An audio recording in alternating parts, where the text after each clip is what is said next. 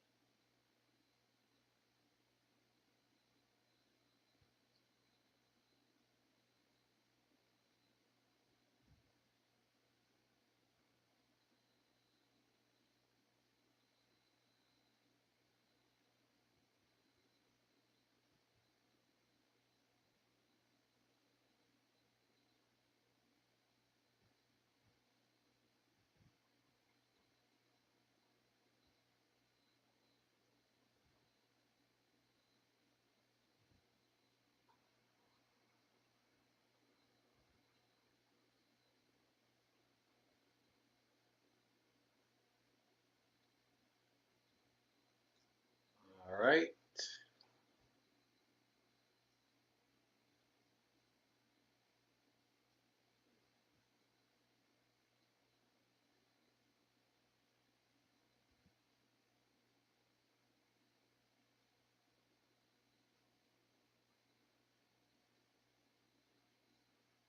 We'll get started with the chanting. Namo tassa bhagavato arahato samma sambuddhassa. Namo tassa bhagavato arahato samma sambuddhassa. Namo tassa bhagavato arahato samma sambuddhassa.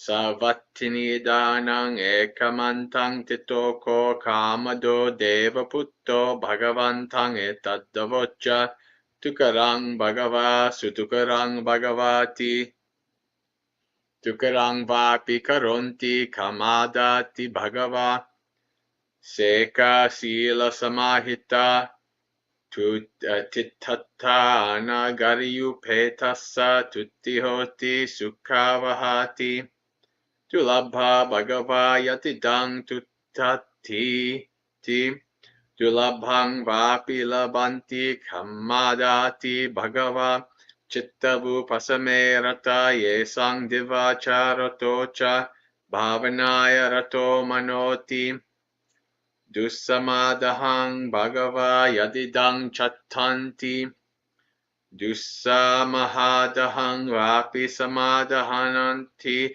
Kamadati Bhagava Indriyo Pasamerata Te Chetva Machuno Bajalang Arya Gachanti Kamadati Duggamo Bhagava Visamo Maggoti Duggame Visame Vapi Arya Gachanti Kamada Anarya Visame Magge Papatanti Avang Sira Ariyang Jammo Maggo Ariyahi Visame Samati. Alright, English. With Kamada, at Savatthi, standing to one side, the god Kamada said to Buddha, "It's too hard, Blessed One, it's just too hard." "They do it even though it's hard," said the Buddha to Kamada. "The stable trainees with ethics and immersion, for one who has entered the homeless life, contentment brings happiness." "Such contentment, Blessed One, is hard to find." "They find it even though it's hard," said the Buddha to Kamada. "Those who love peace of mind, whose minds love to meditate day and night." "But it's hard, Blessed One, to immerse the mind in samadhi." "They become immersed in samadhi even though it's hard," said the Buddha to Kamada. "Those who love calming the faculties, having cut through the net of death, the noble ones Kamada, go on their way." "But this path, Blessed One, is rough and hard to travel." "Though it's rough and hard to travel, the noble ones Kamada go on their way. The ignoble fall head first on a rough path. But the path of the noble ones is smooth, for the noble ones are smooth amid the rough. Sadhu. All right. Let's do our meditation.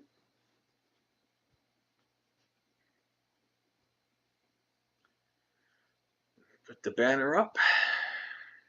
There we go.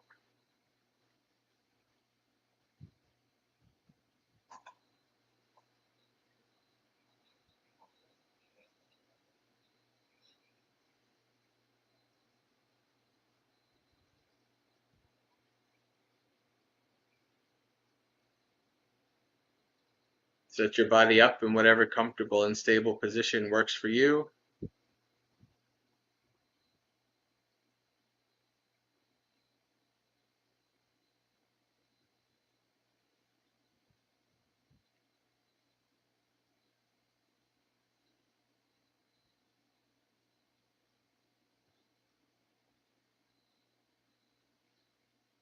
Start by doing a mindful scan of the body, as we have been doing. Those of you here have probably heard it many times, so you don't need my guidance for this part. And whenever you're done doing a mindful scan of the body, then move to following the breath.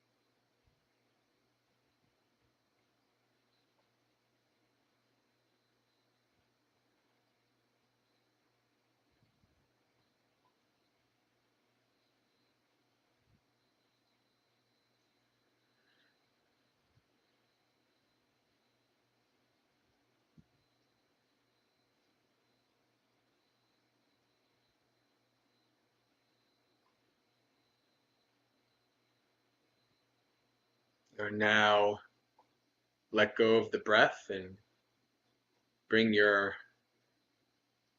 awareness, your focus out wide. Just having a loose focus on this body and mind.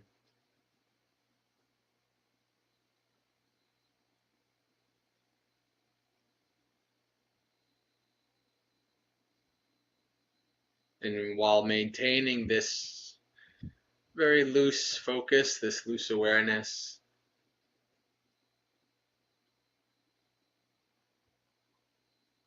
various experiences and phenomena will arise,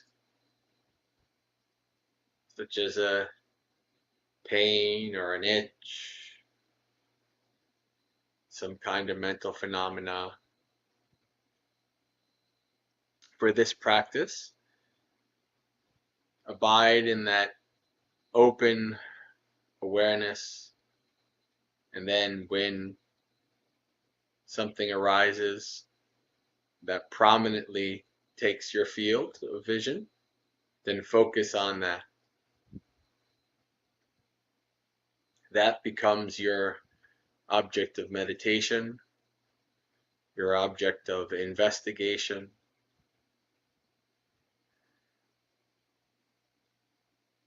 to try to understand why it arose,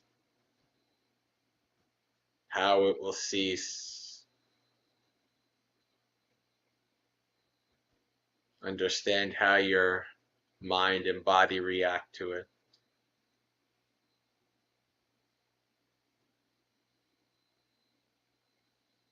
We'll use a itch for an example. An itch arises in the body.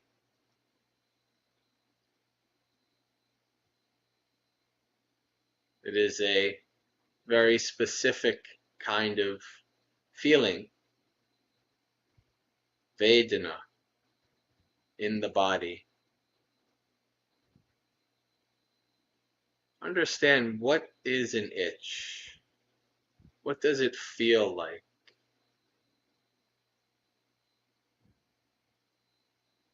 You try to understand the feeling in the body as deeply as possible.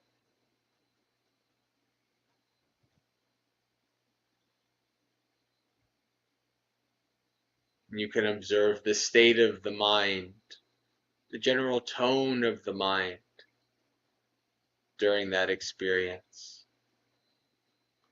What is the mind like that's experiencing strong itch?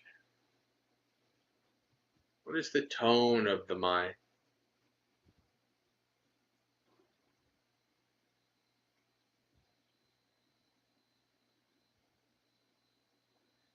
What are the thoughts that are arising related to that experience and that tone of mind? Narratives about the itch, worries or concerns, agitations.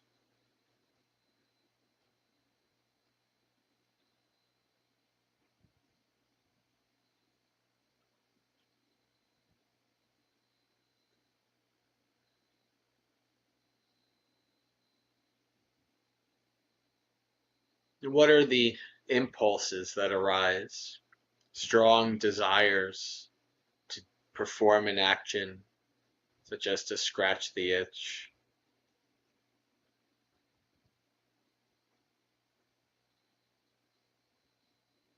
Investigate these aspects of whatever experience arises.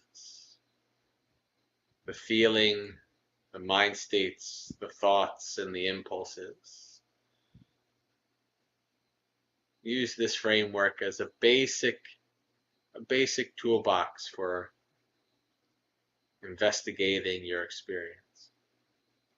Whatever arises, and then whatever has arisen, that is, that you have been paying attention to, whenever it fades away, and return back to that open awareness, and wait for the next experience that arises and becomes prominent in your field of focus.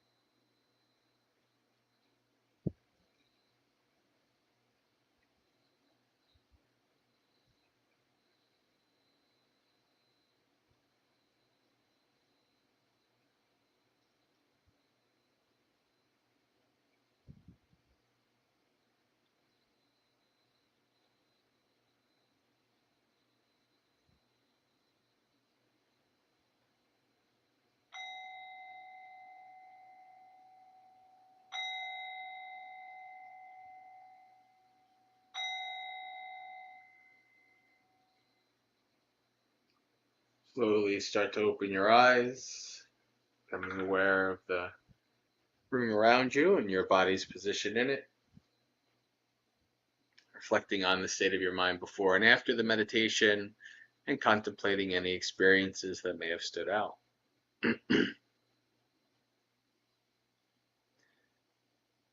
Welcome Shay and Gregory, and welcome everybody to it is Monday night, and that means it's time for the Festival of Dhamma with the Maggasekha community. It's time for Dhammapalooza, where we do a variety of different Dhamma related activities.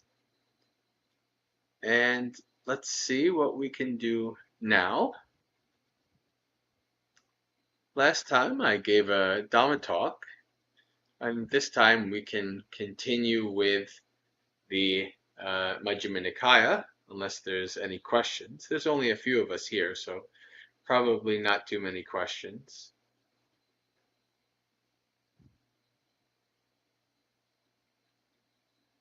Let me share screen here.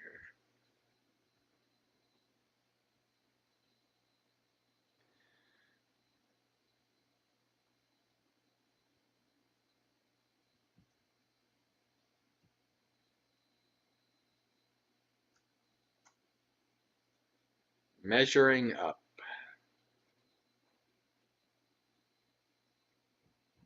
Majjhima Nikaya number 15.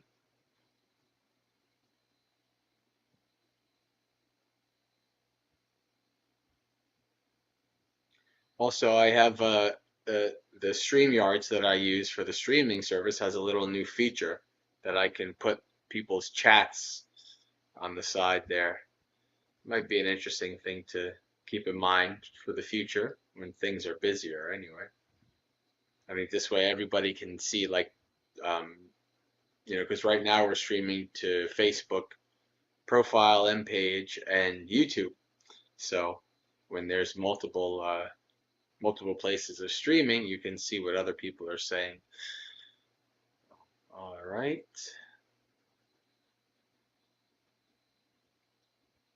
So I have heard at one time, Venerable Mahamoggalana was staying in the land of the Buggas at Crocodile Hill, in the deer park at Basakala's Wood. There, Venerable Mahamoggalana addressed the mendicants. Reverends, mendicants, Avuso Bhikkhavo, brothers, bhikkhus. I like that much better. Reverend, they replied.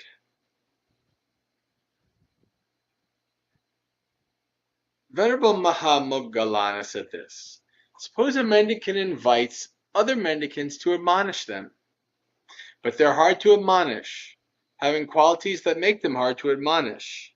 They're impatient and don't take instruction respectfully, so their spiritual companions don't think it's worth advising and instructing them, and that person doesn't gain their trust.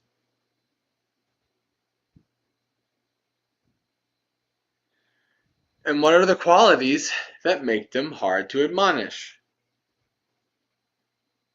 Firstly, a mendicant has corrupt wishes, having fall under the sway of corrupt wishes. This is Bhante Sujato is translating as corrupt, but this is evil, like evil desires, right?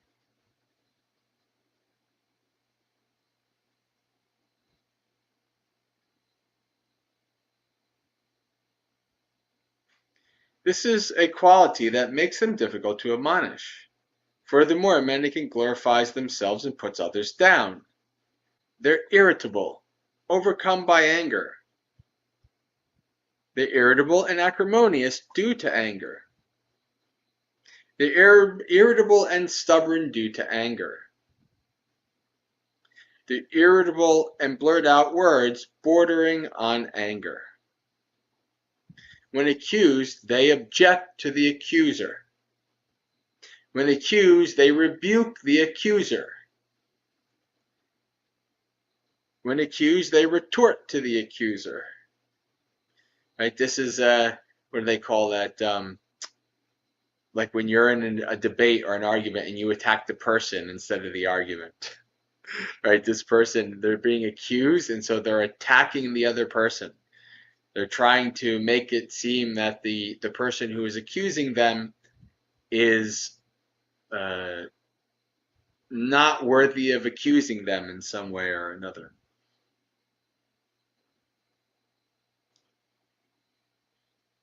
When accused, they dodge the issue, distract the discussion with irrelevant points, display annoyance, hate, and bitterness.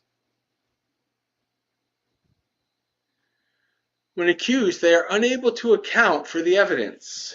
They are offensive and contemptuous. They're jealous and stingy. They're devious and deceitful. They're obstinate and arrogant. Furthermore, a mendicant is attached to their own views, holding them tight and refusing to let go. This too is a quality that makes them difficult to admonish.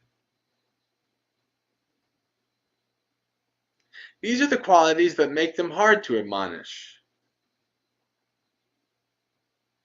Suppose a mendicant doesn't invite other mendicants to admonish them, but they're easy to admonish, having qualities that make them easy to admonish. They're accepting and take instruction respectfully, so their spiritual companions think it's worth advising and instructing them, and that person gains their trust. And what are the qualities that make them easy to admonish? Firstly, a mendicant doesn't have corrupt wishes. It looks like there's a lot of ellipsing, or going through all the qualities that we just went through.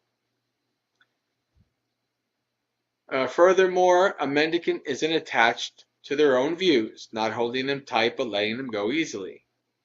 These are the qualities that make a person easy to admonish. In such a case, a mendicant should measure themselves like this.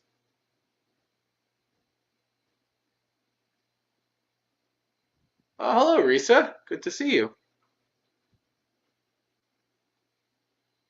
Hope you're doing well. This person has corrupt wishes, having fallen under the sway of corrupt wishes, and I don't like or approve of this person. And if I were to fall under the sway of corrupt wishes, others wouldn't like or approve of me. A mendicant who knows that this should give rise to the thought, I will not fall under the sway of corrupt wishes. And it goes through all the same things again. This person is attached to their own views, holding them tight and refusing to let go, and I don't like or approve of this person. And if I were to be attached to my own views, holding them tight and refusing to let go, others wouldn't like or approve of me. A mendicant who knows this should give rise to the thought, I will not be attached to my own views, holding them tight, but will let them go easily.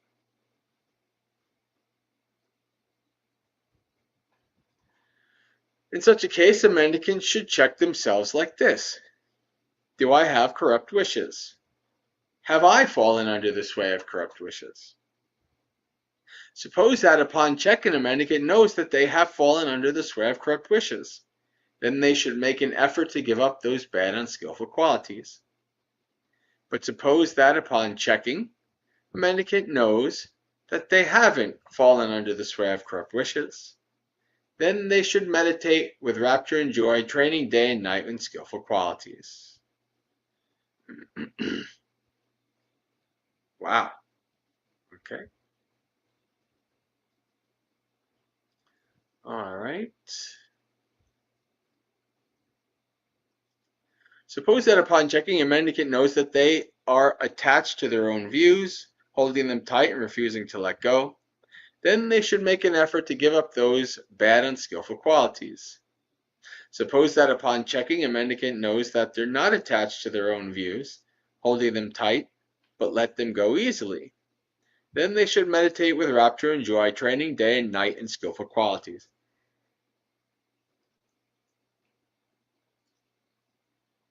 Suppose that upon checking, a mendicant sees that they haven't given up all these bad unskillful qualities, then they should make an effort to give them up.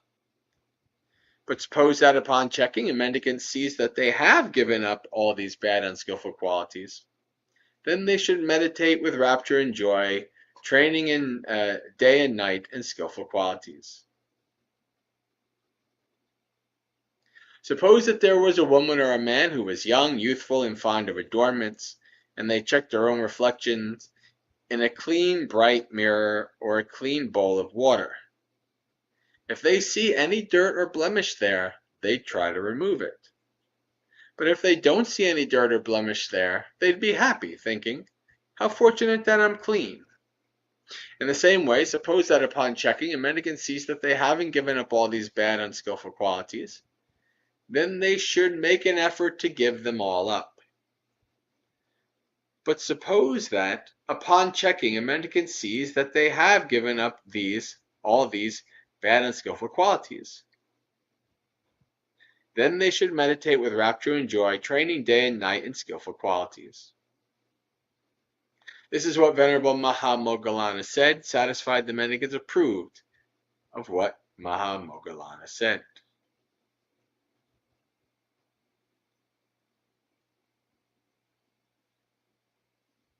All right. Since there is a lot of ellipsing, a very long sutta became really short. Any comments or questions or anything on that sutta?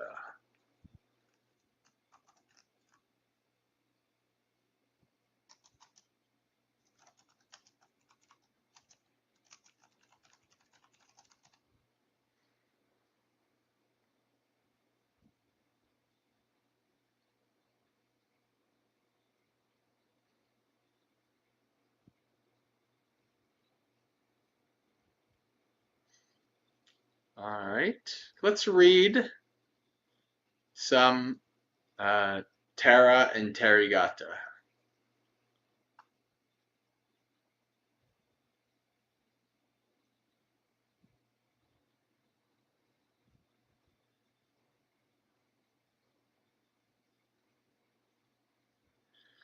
Verses of the senior monks. Sirivadda. Lightning flashes down on the cleft of Vibhara and Pandava, but in the mountain cleft he is absorbed in jhana, the son of the Buddha, inimitable and unaffected.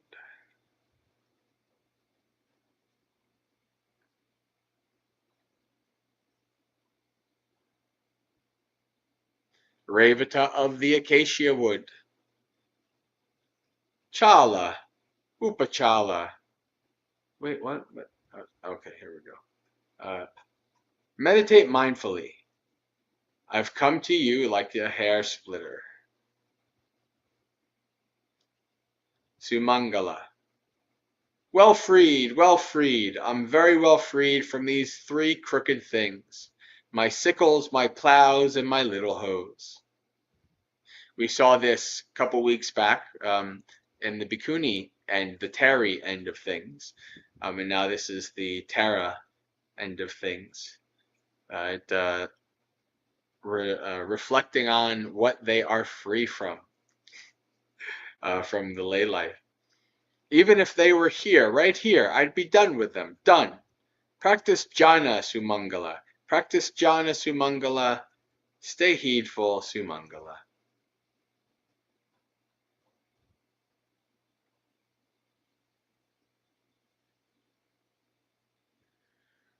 Sanu. Mum, they weep for the dead, or for one who's alive but has disappeared. I'm alive and you can see me. So, Mum, why do you weep for me?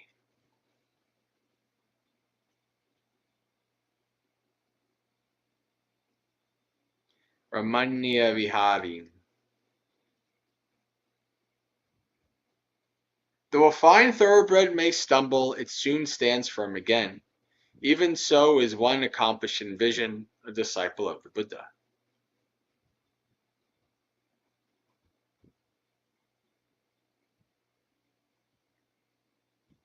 Samidhi.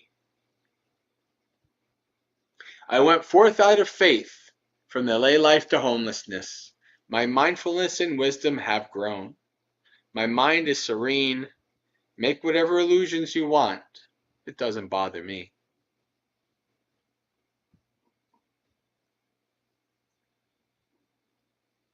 Ujjaya.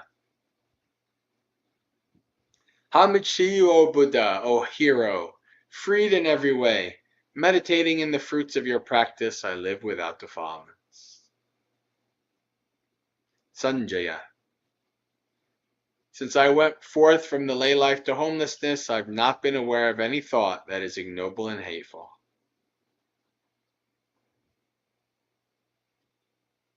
Ramanayaka. Even with all the sounds, the chirping and cheeping of the birds, my mind doesn't waver from devoted to oneness.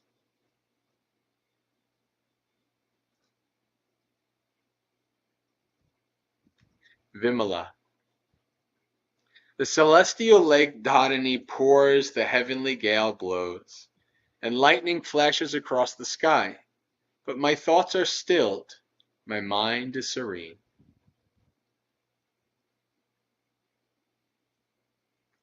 Godika. The heavenly rain like a sweet song, my hut is roofed and pleasant, sheltered from the wind. My mind is serene, so rain forth heavens if you wish.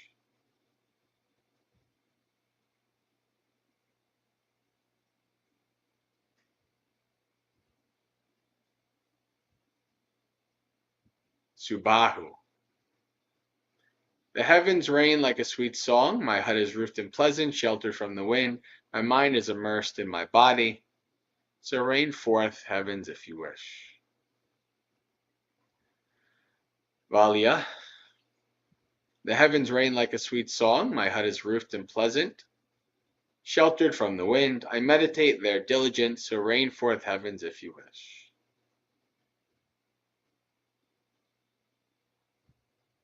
Uttiya second.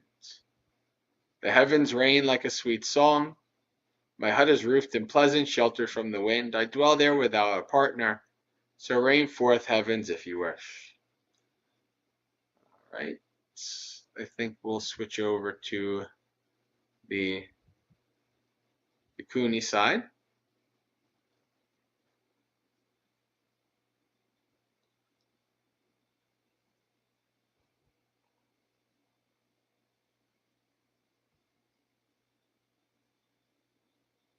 Another Uttama. Of the 7 awakening factors, the path for attaining extinguishment, I have developed them all, just as the Buddha taught. I attain the meditation on emptiness and signlessness whenever I want. I am the Buddha's rightful daughter, always delighting in extinguishment. All sensual pleasures are cut off, whether human or heavenly. Transmigration through births is finished. Now there will be no more future lives. Dantika. Leaving my day's meditation on Vulture Peak Mountain, I was there last November. I saw an elephant on the riverbank, having just come up from his bath. A man taking a pole with a hook asked the elephant, "Give me your foot." The elephant presented his foot, and the man mounted him. Seeing a wild beast so tame, submitting to human control, my mind became serene. That is why I've gone to the forest.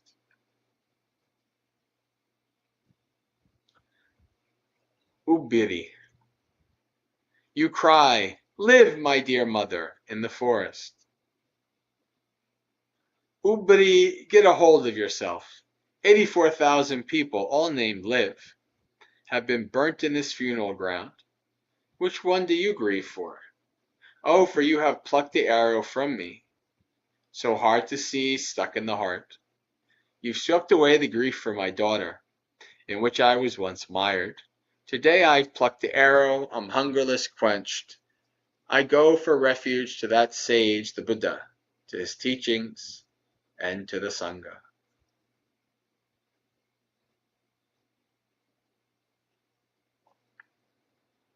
Sukha.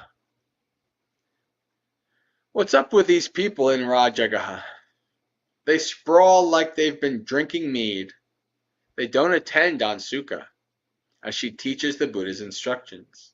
But the wise, it's as if they drink it up. So irresistible, delectable, and nutritious. Like a traveler's enjoying a cool cloud. She's known as Sukha because of her bright qualities. Free of greed, serene, she bears her final body, having vanquished Mara and his mount. Selah. There's no escape in the world. So what will seclusion do for you?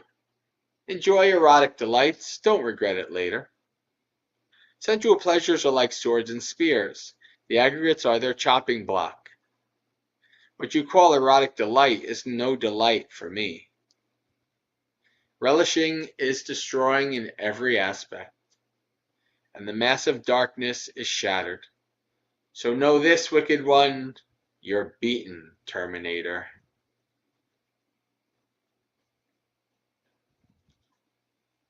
Soma. That state's very challenging. It's for the sages to attain. With her 2-inch wisdom, it's not possible for a woman. What difference does womanhood make when the mind is serene and knowledge is present? As you so rightly discern the Dhamma, relishing is destroyed in every aspect, and the massive darkness is shattered. So know this, wicked one, you're beaten, Terminator.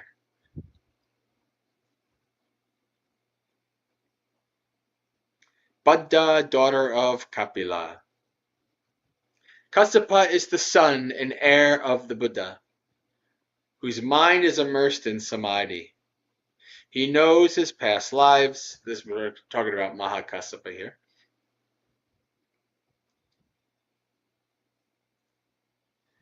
Sees heaven in places of loss, and has attained the end of rebirth. Is a sage of perfect insight. It's because of these 3 knowledges that the Brahman is a master of the 3 knowledges.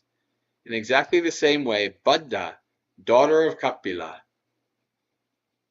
By the way, this is Maggasekha's wife, Buddha Kapilani. Is master of the 3 knowledges, conqueror of death. She bears her final body, having vanquished Mara and his mount. Seeing the danger of the world, both of us went forth, Maggasekha and Buddha Kapilani. Now we are tamed, our defilements have ended, we've become cooled and quenched.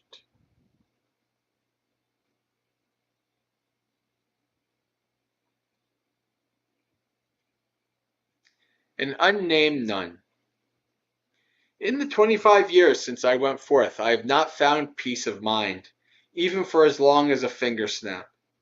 Failing to find peace of heart, festering with sensual desire, I cried with flailing arms as I entered a dwelling. I approached a nun in whom I had faith. She taught me the Dhamma, the aggregate sense fields and elements. When I heard her teaching, I retired to a discreet place. I know my past lives, my clairvoyance is purified. I comprehend the mind of others. My clairaudience is purified. I have realized the psychic powers and attained the ending of defilements. I have realized the 6 kinds of direct knowledge. I fulfilled the Buddha's instructions. All right.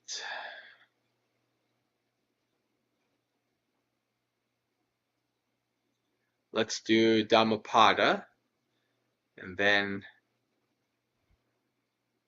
after Dhammapada, we can do our final business and close out.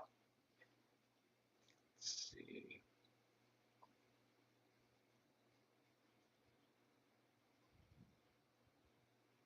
The holy man.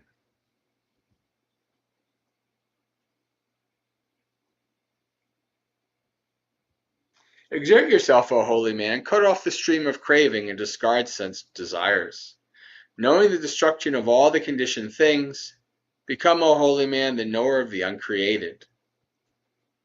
When a holy man has reached the summit of two paths, he knows the truth, and all his fetters fall away. He for whom there is neither this shore nor the other shore, nor yet both, he who is free of cares and is unfettered, him do I call a holy man.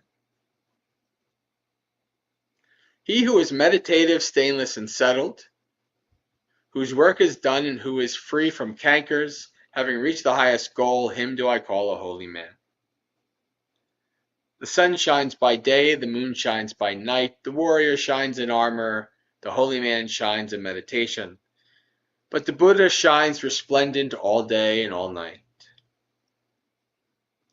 Because he has discarded evil, he is called a holy man. Because he is serene in conduct, he is called a recluse. And because he has renounced his impurities, he is called a renunciant. One should not strike a holy man, nor should a holy man when struck give way to anger. Shame on him who strikes a holy man, and more shame on him who gives way to anger. Nothing is better for a holy man than when he holds his mind back from what is endearing. To the extent of the intent to harm wears away, to that extent does suffering subside.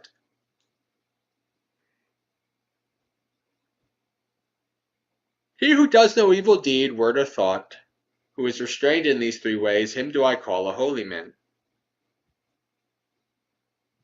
Just as a Brahmin priest reveres his sacrificial fire, even so should one devoutly revere the person from whom one has learned the Dhamma taught by the Buddha. Not by matted hair, nor by lineage, nor by birth does one become a holy man, but he in whom truth and righteousness exist, he is pure. He is a holy man.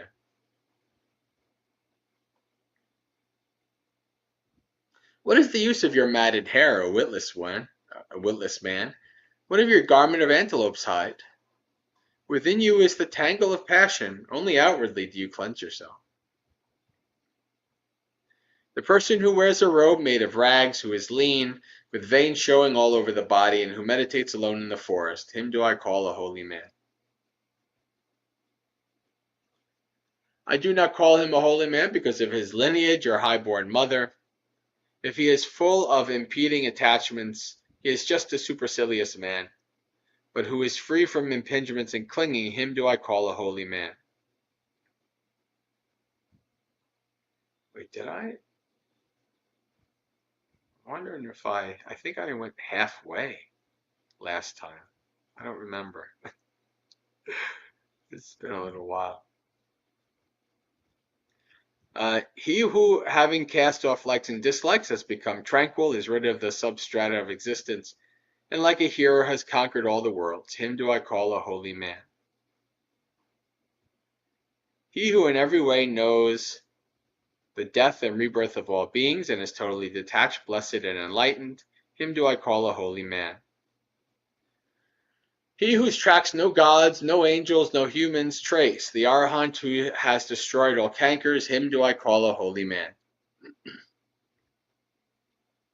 He who clings to nothing of the past, present, and future, who has no attachment and holds on to nothing, him do I call a holy man. He, the noble, the excellent, the heroic, the great sage, the conqueror, the passionless, the pure, the enlightened one, him do I call a holy man. He who knows his former births, who sees heaven and hell, who has reached the end of births and attained the perfection of insight, the sage who has reached the summit of spiritual excellence, him do I call a holy man. Oh, and so we have reached the end of the Dhammapada, and we'll next week start back up with the first. All right. I think we can, excuse me, I think we can call it a night. We'll do final business, sharing of merits, etc., and then end the stream.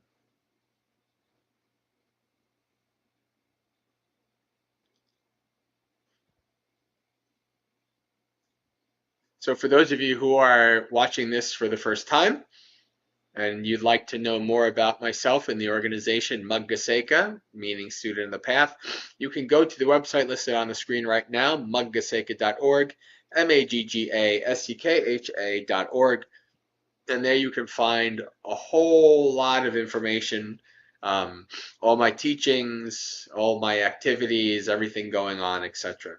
You can go to that website.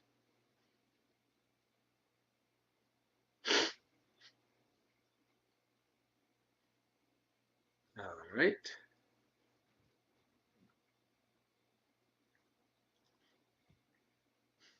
We'll share merits. Dukkha patta jani dukkha, bhaya patta jani bhaya, sokha patta jani sokha, hontu sabbe pipaniyo, etavata cha mehi sampatang punya sampatang, sabbe deva anumodantu sabba sampatti siddhya, akasata chabumata deva naga mahidika, punyang tang anumoditva, charang rakantu sasanam. May the suffering ones be suffering free, and the fear-struck fearless be. May the grieving be free from grief, and may all beings find relief. May all beings share this merit of ours that we have thus acquired for the acquisition of all kinds of happiness. May beings inhabiting space and earth, devas, nagas, and yakas of mighty power, share this merit of ours. May they long protect the Buddhist dispensation. Sadhu, sadhu, sadhu.